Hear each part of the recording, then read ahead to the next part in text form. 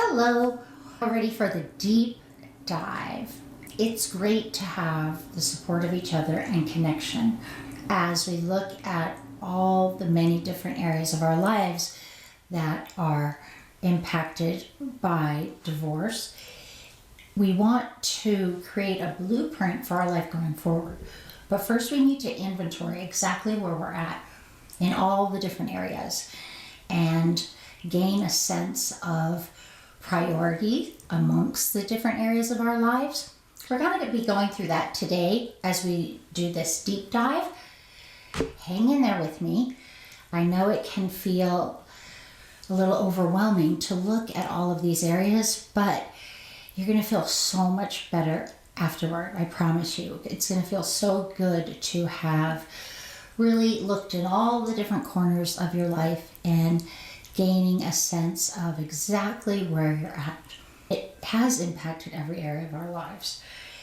It can make us feel like we can't possibly handle it all, and that's why we're going to break it down.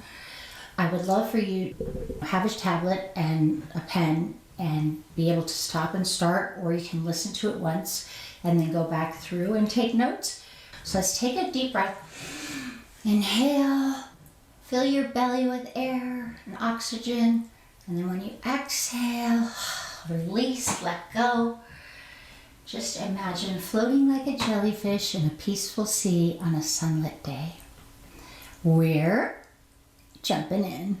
If you registered to receive the Breakup to Brilliance workbook and you've already received that, you will recognize this document. It talks about all the different areas of our lives, and the scale from 1 to 10 refers to where we're at, with 10 being everything's perfect, I don't need to work on this area at all, 1 being I have a ton of work to do here and we need to start from scratch.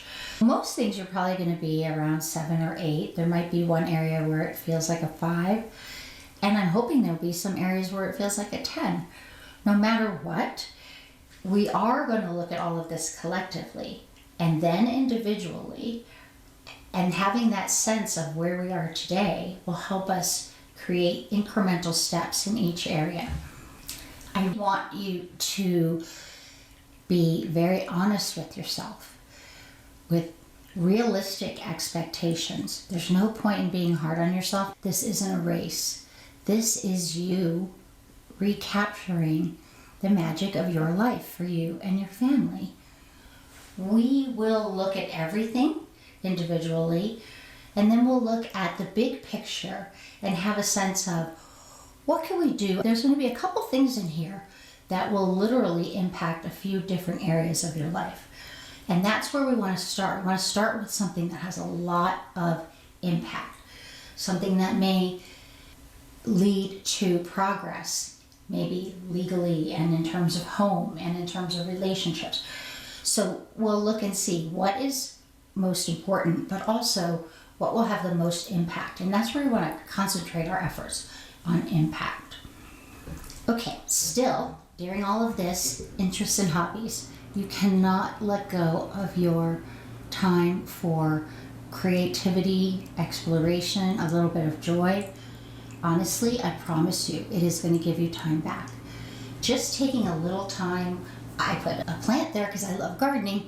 When I go out in my garden, my gears are shifting and going all around. Actually, I'm getting my brain ready also for all the other things I do in my life, like work. So I promise you, allowing yourself to knit or cook or paint or do yoga. With each slide, I still have the list up here, because at the same time as we look at each individual area, we keep in mind the whole context so that you're relating to, you can see the way getting back in touch with something you love can also impact your friendships and other areas. Work and career. So this is a very challenging issue at the time of divorce, frequently. Many women have continued working as they've gotten married and had children. Many women have chosen to stay home with their children. And the question is, At what point do we get to choose what we want to do? So whether we're working now or we've been staying home with the kids, we will likely need to revisit the question of what we want to do. What do we like to do? What makes our heart beat faster? What kind of work would we be passionate about? And what are the steps to get there? The job I have now that I love, is that something that will sustain my needs going forward financially? Or perhaps I actually need to work less because on the weeks I have my children, I'm going to have them all the time. There's so many different factors. Maybe you've chosen to look into a new line of work, and sometimes alimony will include going back to school, or it might be something you're undertaking on your own. So this is a brainstorming area. It's a massive brainstorming area. We can get overwhelmed here, but I really want you to tune into the possibilities this area of your life engenders. It's a place where making a little change is going to profoundly affect all these other areas. So what are your thoughts on work and career? Will you be staying home with the children? If so, for how long? How does that impact your financial situation? Will you be going back to school? If so, what are your goals there? And how does that impact your financial situation? Are you working? Do you have a very demanding job? Will you be able to cut back hours on the weeks that you have the children all by yourself? Let's look at each and every possibility and any obstacle that can get in our way. So take some notes on what your passion is, what you believe you can do, what kind of steps to take to get there, and how that relates to the other category of finances and the category of parenting. Independence. So what does independence mean to you? It means something different to so many different people. When I hear the word independence, I think of financial independence first. But emotional independence is absolutely an issue, and it involves breaking free from codependence. So if we've been in an unhealthy relationship, it may be that we've been more codependent than independent, and that's something we're going to be working on in the sections going forward. But where do you feel you are right now in terms of your independence? What would it look like to you to achieve independence? What does that look like? What does that mean for you? And do you have any worries or concerns here? Home. This is another one very much like work. It is a topic that affects so many different areas. It affects our parenting, our work, our family, every area of our lives. And so this is also something that is very often in flux. Some of you will have stayed in the home you were in when you were married, and perhaps your former partner moved out. That is going to have an impact. First of all, you're still in the space where your marriage took place. So there's going to be a lot of memories that you're dealing with. And one of your priorities might be how to make it your very own home. Another issue that comes up if you're staying in the house and the other parties have left is how do you maintain your boundaries? It's just not cool for your spouse to come in, just walk in through the door or come in the garage, right? So you need to establish more boundaries. If you are in a home but you're going to be selling your home, that's another big area. And we tend to talk about logistics if that's where you're at. There's going to be some different things that you can do to help minimize your own costs, as well as the costs to your time in connection with selling the home, and some different strategies for working with that. So if that's something you're going to be working on, any notes or questions you have about that, you can feel free to contact me independently. We can talk in the group, because any question you have, I'm sure there will be many others who have it too.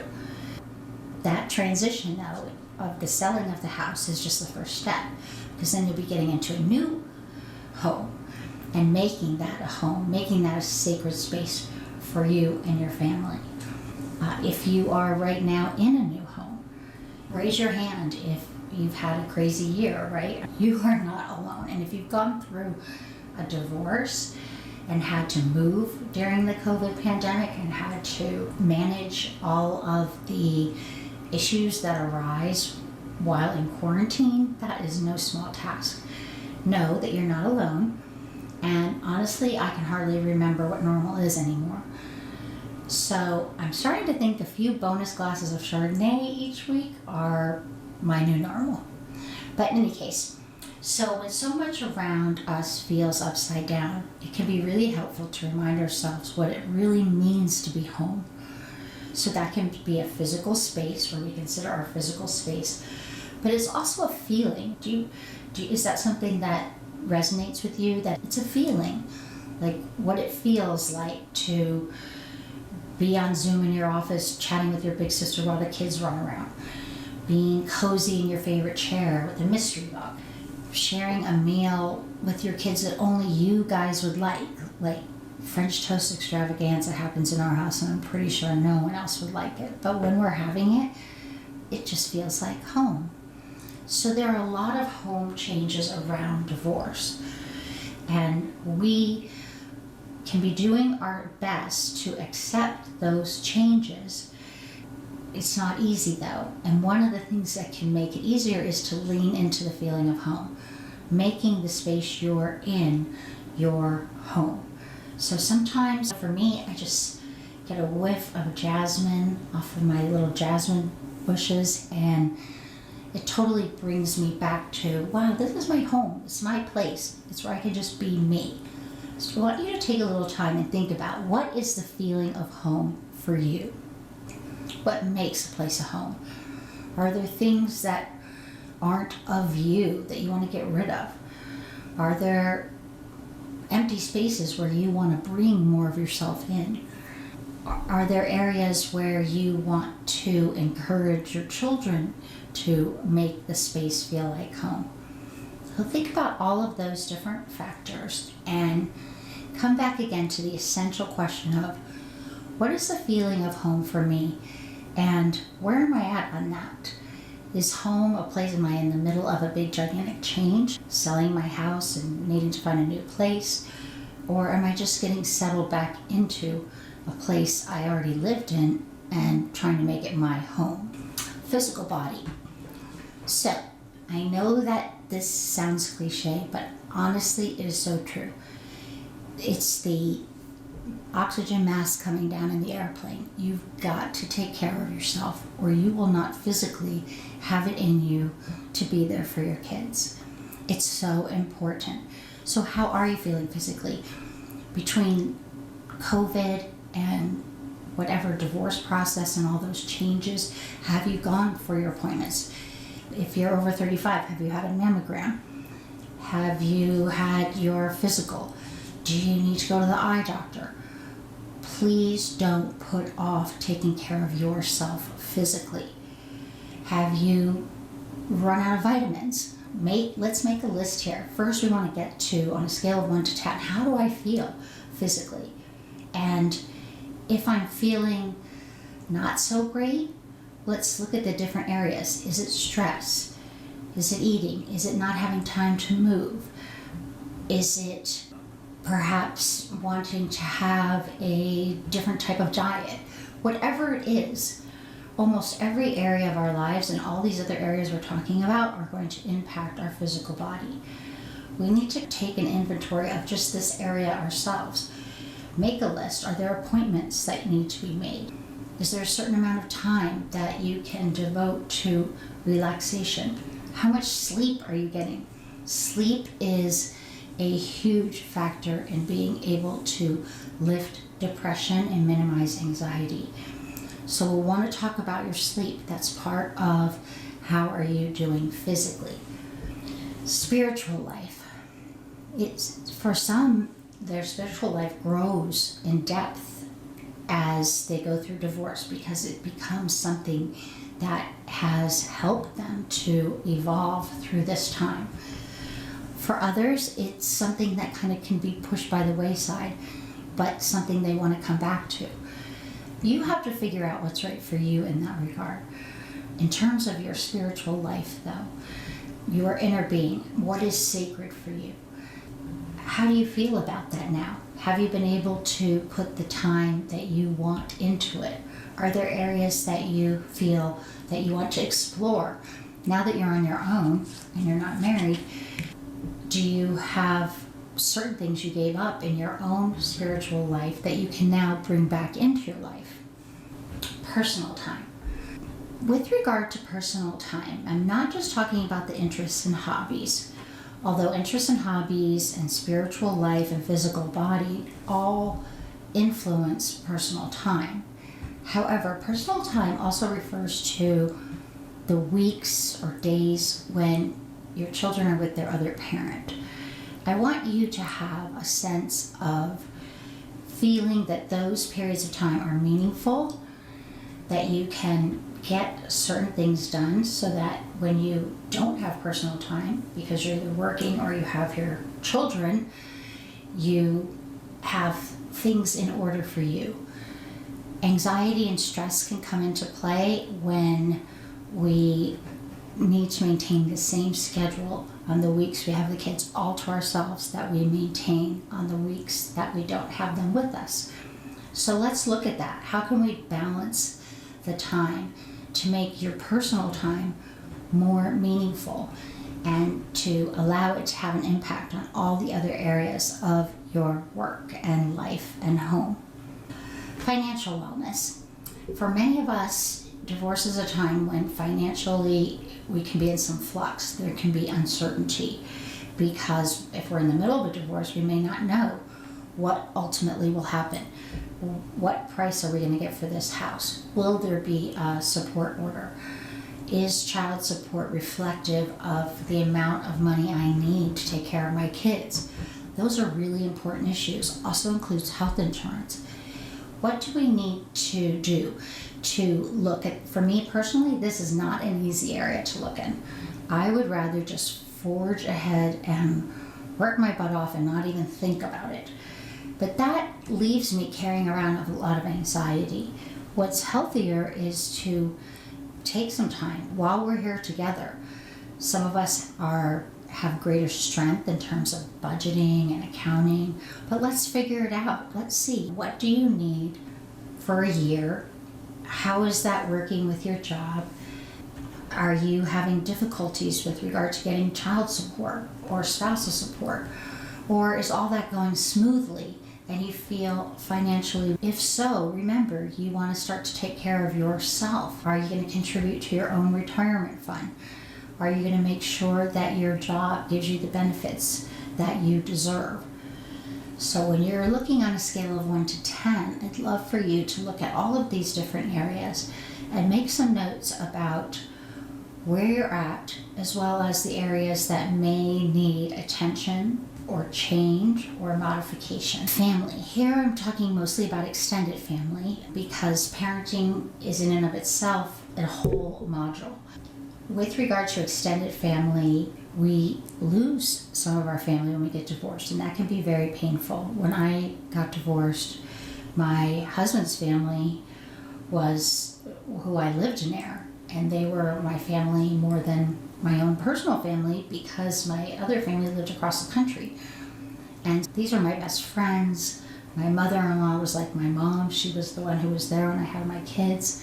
And going through divorce and losing them, it was like mourning. I think that was harder than the divorce or separation from my husband. Being separate from my children and also losing all this family support, family relationships from my husband's family, that was really hard. So let's take a good look at that. And maybe those relationships don't have to change. Maybe there's a way to maintain them. Perhaps you're already maintaining them. In which case, is that okay with your ex? Is he fostering that acknowledgement of the fact that this is still your family and your kids' family? And then there's also your own family, your siblings. Is there any judgment there amongst family members? Perhaps your family relies upon you for a lot of things, and now that you have your kids sometimes completely on your own, or maybe you have increased work demands, You may have to change some of what you did before with regard to your family. Or maybe you want to bring your family in more into your home so that it feels like home. There are so many different things to look at here. Think about where you're at now, what you want for the future, and think about the different segments of family: siblings, parents, your ex's family, and look on a scale 1 to 10 overall, but then make some notes about specific areas that you're looking into. Relationship with your ex. If you don't have kids with your ex, you may not need to maintain a relationship. Some people do because they want to have that continuity of friendship. However, it's going to be optional. If you have children with your ex, it's not optional, and in most cases, unless he or she's completely out of the picture. But that relationship is something that we'll be talking about in the co-parenting module. Where is that right now for you? Do you get butterflies in your stomach and dread pick up and drop off because you have to see that other person? Or are you feeling that you're both contributing equally? Or do you get along but you have to still carry most of the parenting work just like it was before? So let's look at that, your relationship with your ex, in terms of, have you changed roles? Have you all moved all the way from being a couple to now being co-parents? Or do you still sometimes fall in the husband-wife role when you're talking to each other? If so, that can make co-parenting really difficult. Also look at it in terms of your co-parenting relationship. What could be better? What do you feel grateful for? What needs to change? And who needs to make those changes? So relationship with ex, we want to look at, have the roles changed?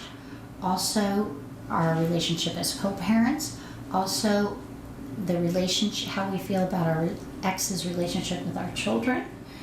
And it can also impact what we were talking about in terms of family. Your relationship with your ex can impact your family's, your relationship with your ex's family. Friends.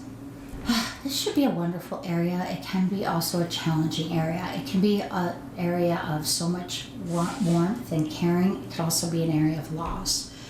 Friends that you guys had together, that's something that can be put on hold sometimes during a divorce. Friends may not want to pick and choose, or they may choose sides, which then also impacts the friendship.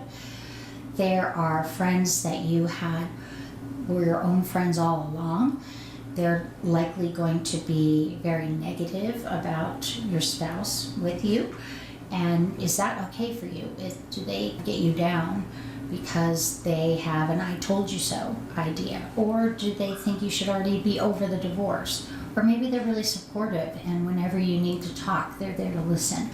Friends from work, friends from, some of us, when we go through divorce, we stop seeing our friends from work because we don't want everyone at work to know that we've been divorced. There are friends we know from our kids going to school and the parents of their friends. That can be challenging if you used to talk at soccer games and it's not your week and the other parent is going to be at the soccer game with your friend. How do you stay in touch but still feel comfortable? This is really important, that you have support. And there are a lot of different areas to look into, but also have this understanding that there's so many opportunities for friendship.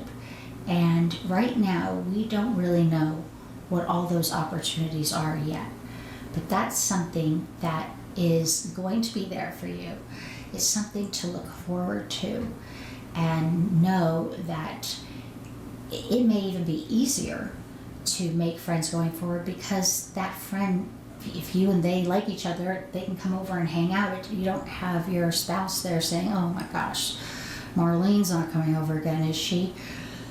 So let's think about that. How have my friendships changed between being married and single? How have the depth of the relationships changed? Do I feel I have enough friends? Maybe I'm somebody who likes to have 2 or 3 good friends, and I have them. On a scale of 1 to 10, where are you at with that? And then make some notes on the areas for working on. Knowing ourselves.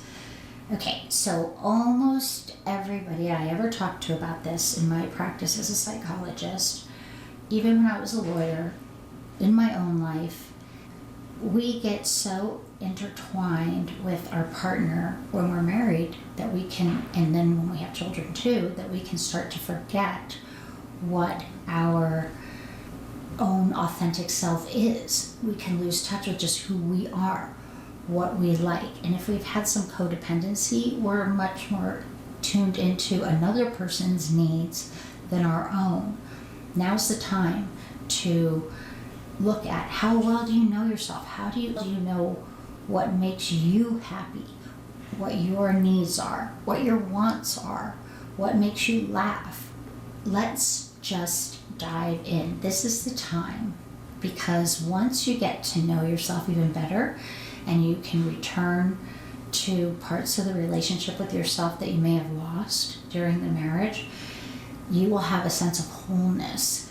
And that is going to give you confidence. And it's also going to give you a feeling of being loved. So that loving yourself, it sounds cliche, but it can mean everything. Romantic or intimate relationships. We will be getting into this into more depth later on. Some people will say, I am totally not interested in this. I never want to see a person of the opposite sex or same sex, depending, again, in a romantic light. I don't want to have a romantic relationship again. Some people will say, hey, I've been miserable in my marriage for so many years. I'm ready to get out there. I want to meet somebody. It's my turn. It's my time to actually be able to talk to somebody and have a conversation. Maybe I don't want it to be romantic, but I want to have friendships. I want to go out in groups. On a scale of 1 to 10, how are you doing in this area in terms of what you want? Do you have what you want right now, whether that's someone or not having someone? If you don't want someone, and you feel good about that, that's part of your equation. So let's look at what is the landscape like right now. Do you think in the future you want to change that landscape? If so, how? Do you ever visualize or think about the kind of person you would be interested in having a romantic or intimate relationship with? Is there anything that holds you back from that? If so, what? This is a really important area. It's a part of who we are as women. We learn about ourselves, and part of being a woman is to have these types of intimate relationships where we get to know our own hearts. We get to know what is important to us through relationships. And we learn about ourselves as much in relationship as we do when we're just taking time alone and journaling and doing individual efforts. We have this dating party coming up down the road, and I think that's going to be really fun. Let's just look at this area and open your mind to the possibilities. So we talked about a lot of different areas. In the download section, I will have blank sheets that refer to each of the areas. Once you have a chance to look at your notes and you've looked at each of the different areas and determine where you're at now, I want you to determine what's the next step you want to be at. What do you have to do? Let's say you have a 5 in friendship. What needs to take place for you to rate it a 6? And what obstacles stand in the way of you doing that?